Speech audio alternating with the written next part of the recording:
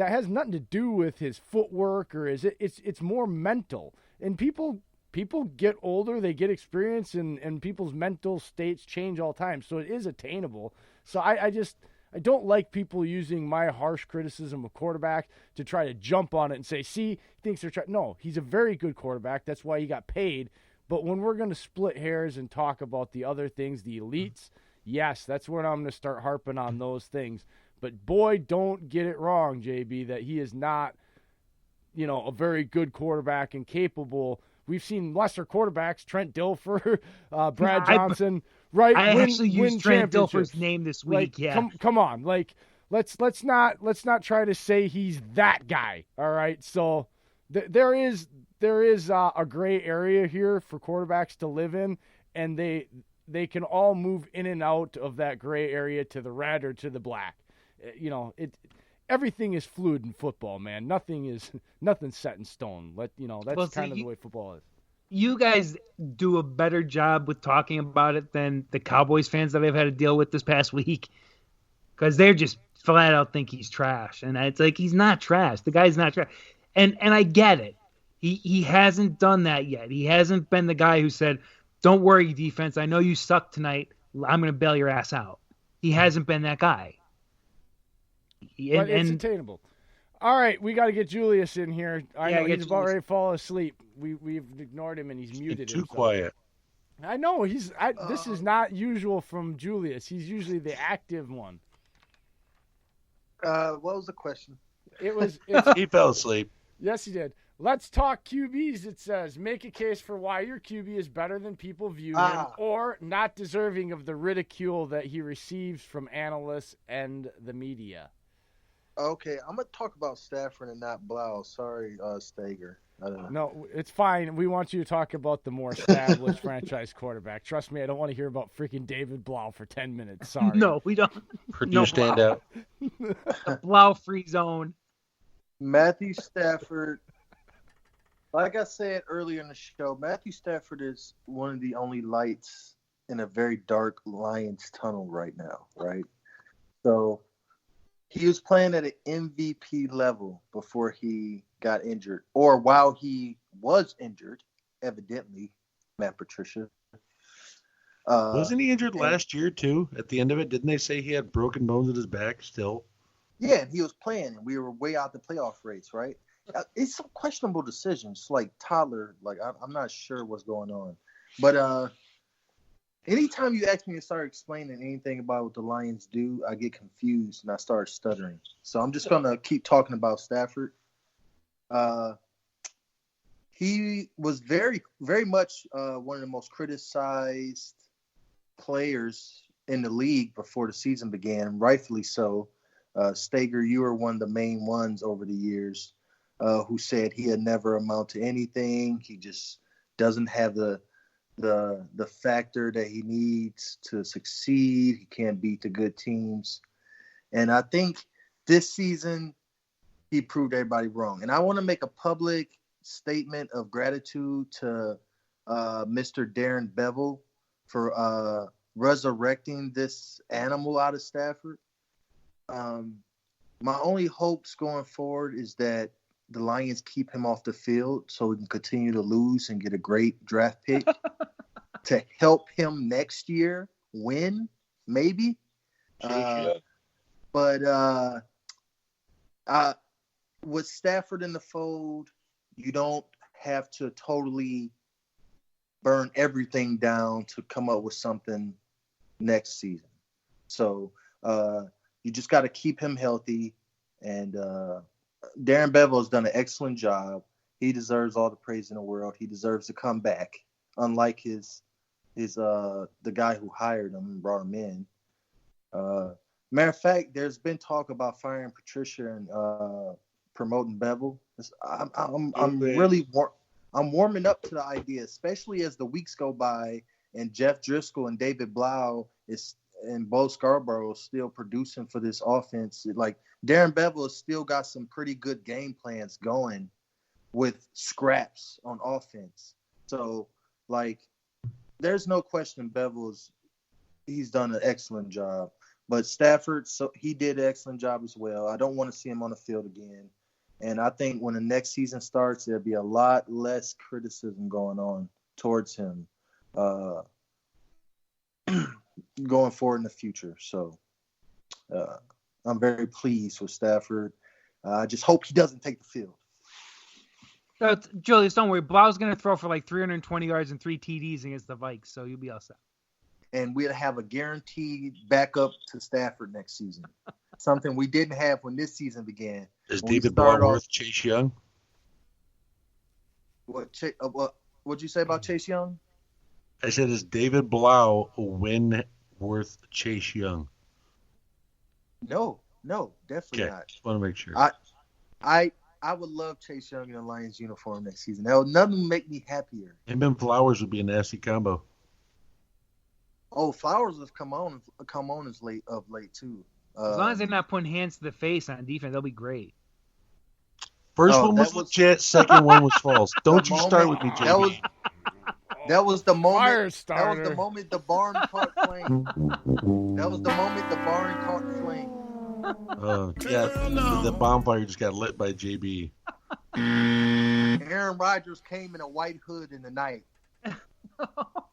Listen, all that right, is not true. It was a colored hood. There's no white hoods roaming around here. Damn it. No, damn you. All right. Order in the court. Dave, answer the question. Obviously, it's Aaron Rodgers. I mean, what else am I going to say about that?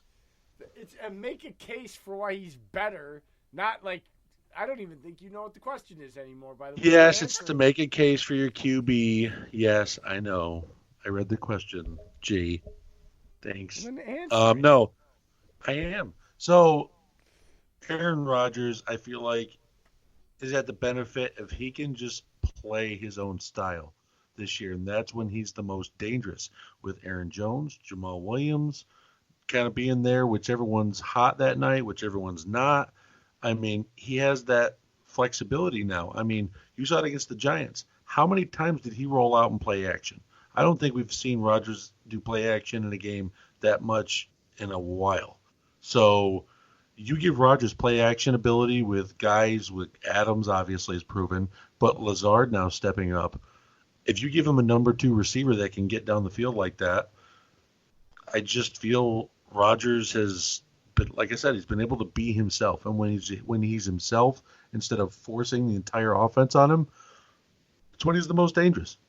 He goes in the next level Rodgers mode, and Jay and I have 4 modes of Rodgers. And when you get higher in the Rodgers modes, his final, you guys may laugh, but his final stage of Rodgers mode is, to us, is Neo Rodgers, where he sees the Matrix in the NFL.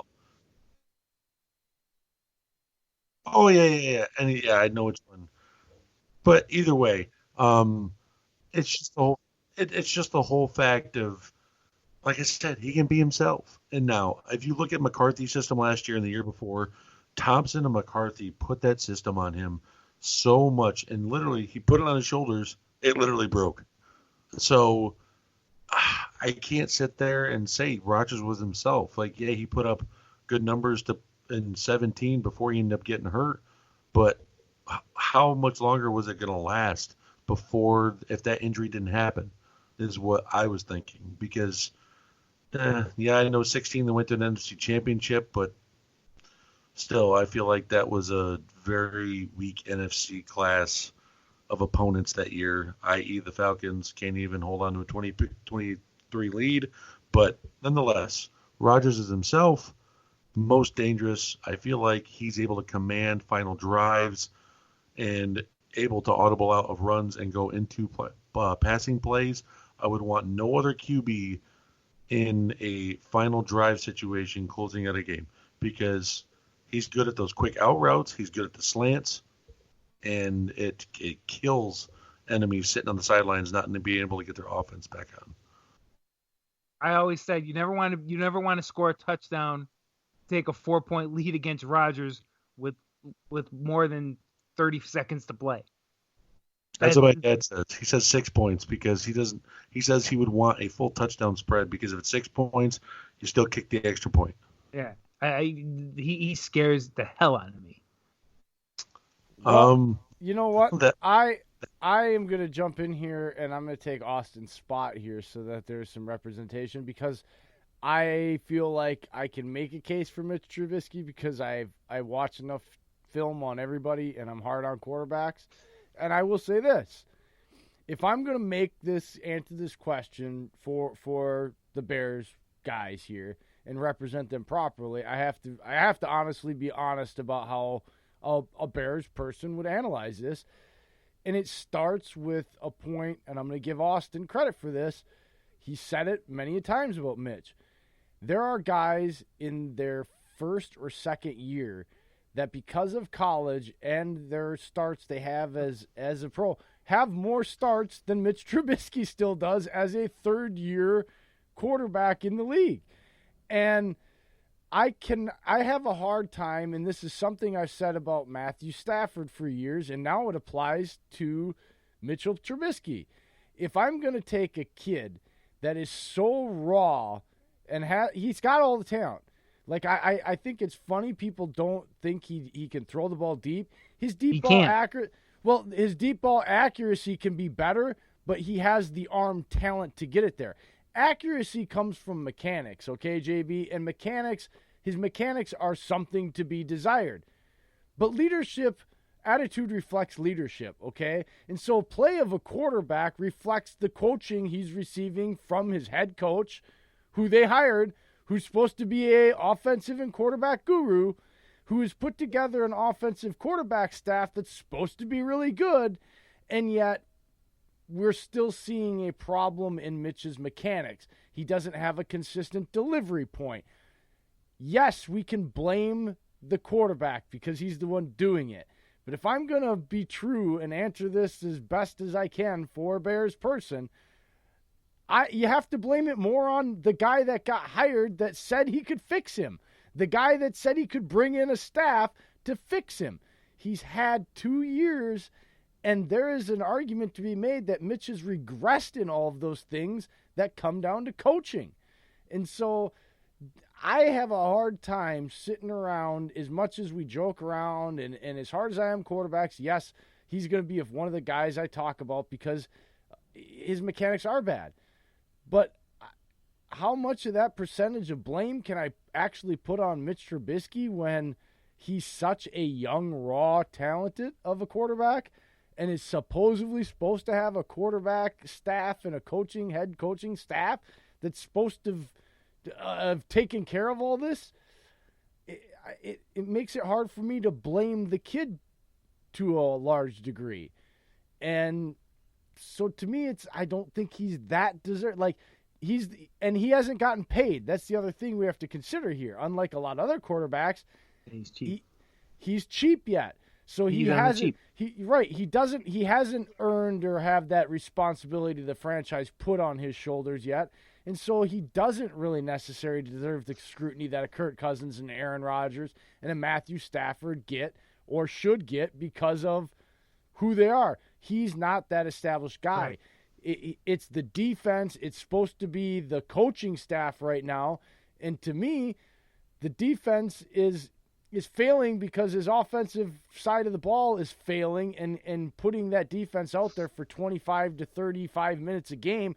No defense is elite after 30 minutes. I've done my research. No defense does good when they've been on the field for 30 minutes. Very few are average at the point of 25 minutes. You have to be off the field in a game in 25 minutes or less to be a good enough defense to win games consistently. That's just how the game always is going to be. Sure. I don't know why it is, but defensive guys get gassed.